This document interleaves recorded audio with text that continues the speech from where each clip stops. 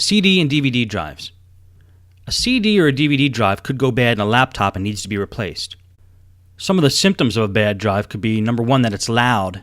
Now this could be when a disc is in or a disc is not in. Maybe there's a grinding sound.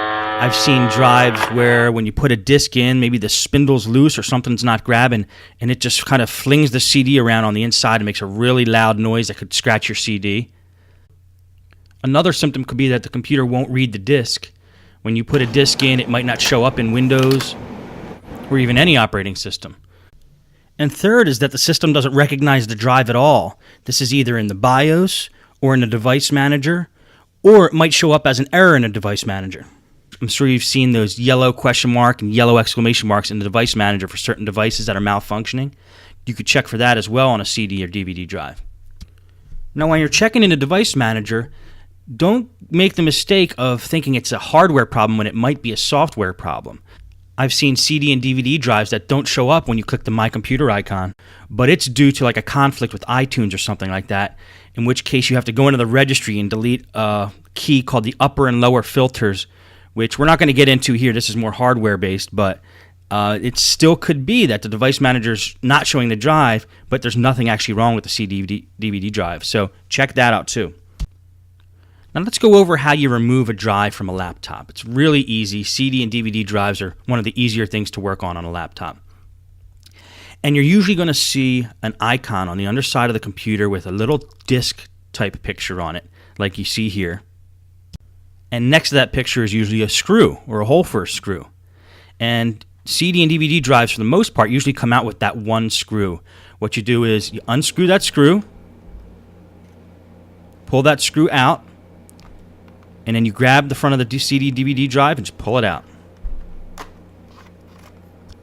And here's an example using another computer. This is a Dell laptop I have here.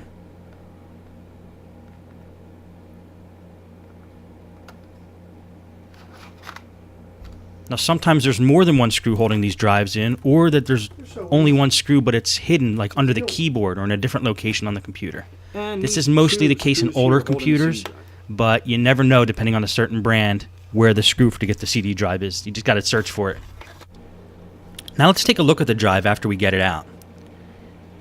DVD drives and CD drives may look very different from model to model on computers, but they're pretty much the same. They're just covered in a case usually, or have a different front plate on them, or a different back fastener. Now if you look here, you'll see what I'm talking about. The front plate on a CD drive comes off and leaves pretty much a standard drive that could be used in pretty much any laptop. But don't go ahead thinking you could put this drive in any laptop, because though they look the same, the front plates are not universal. In other words, the front plates have connectors on them that connect to the front of that CD drive, but they're different from model to model. So you're going to find if you try to mix and match those front plates, it may work with some drives, it may not work with other drives. So you can't just go ahead and buy any drive you want and put it in that computer. You're going to need one that's compatible with the front plate on that drive. The other thing that's different from drive to drive is this rear fastener. And this is where the screw that holds the CD drive in the computer, this is where the screw gets fastened onto. Now this little piece of metal actually screws into the back of the CD drive, and the screw that holds the CD drive in the computer screws down into that fastener. But when you take the fastener and the front plate off, CD drives are going to look, for the most part, identical from model to model. Now the new thing is slot-loaded CD and DVD drives. Now it's not really a new thing for Apple. You're going to see most Apples have a slot-loaded drive, but more high-end laptops and some of the newer models, even sometimes some of the thinner netbook type models, have a slot-loaded CD and DVD drive, which you see here. Now, for me, it's worth it if a drive breaks to replace the drive. If you want to get fancy, you could technically take them apart, and I do recommend, actually, at least once in your life, take apart a CD DVD drive and see what the insides look like and see how it works.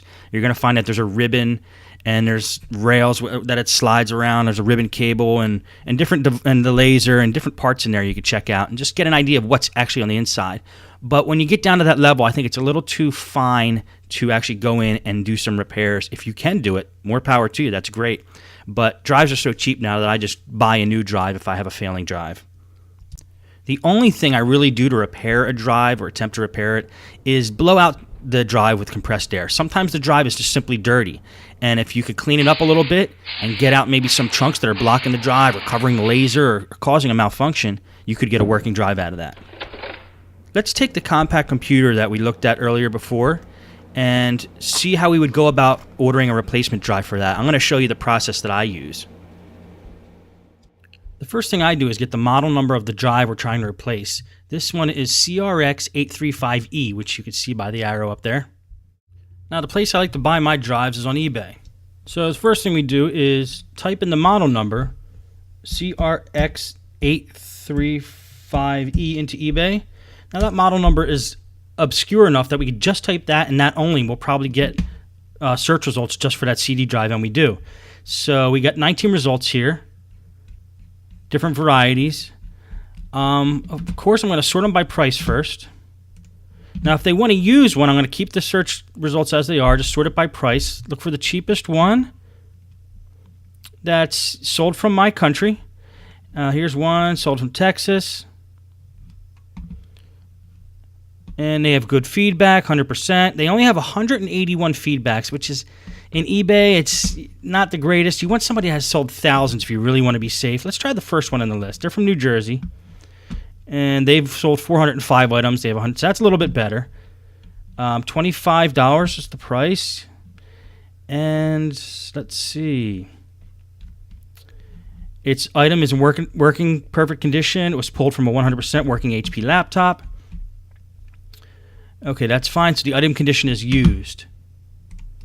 Now, if we really wanted to get a search result a little more narrow and try to find a new one, let's just type the word new in there. See what comes up. Only one result found for new. And 2 items found in eBay stores. I've bought from eBay stores as well. They're fine.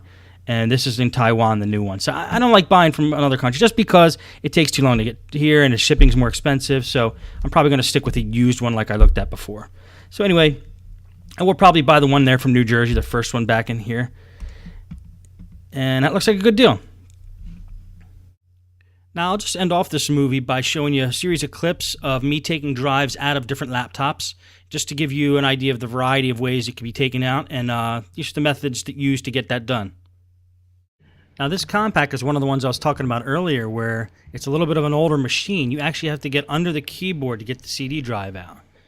And to get under the keyboard, you first have to take off this plate that sits above the keyboard. I unscrewed 2 screws from the back a little bit earlier, and with those screws out, now I can just pry it up. It's easy to pry from getting under the hinge covers with like a flathead screwdriver. That's how you get that plate off pretty easy. Then I've got to take off 4 screws above the keyboard, get the keyboard off, and then we have access to the CD drive.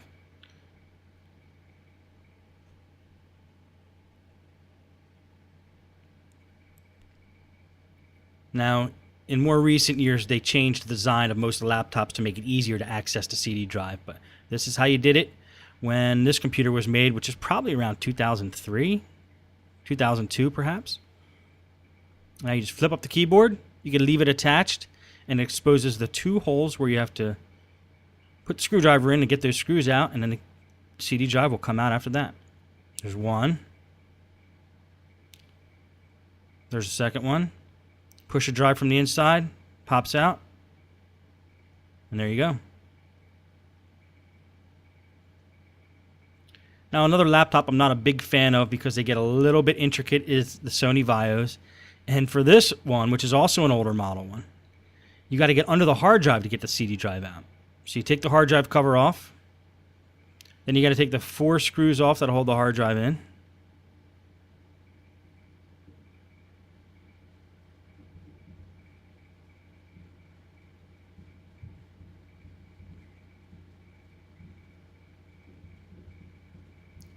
There's the tiny screws. Can't really see it in the camera.